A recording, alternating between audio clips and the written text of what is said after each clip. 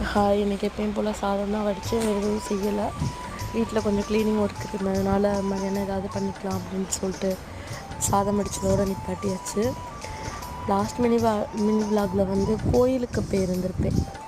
கோயிலுக்கு போகும்போது பார்த்திங்கன்னா, நம்ம தட்டில் வந்து 10 ரூபா போடுறோன்னா அதுக்கு ஒரு மரியாதை, 20 ரூபா போட்டால் அதுக்கு ஒரு மரியாதை, 50 ரூபா போட்டால் அதுக்கு ஒரு மரியாதை, காசே போடலன்னா அதுக்கும் ஒரு மரியாதை.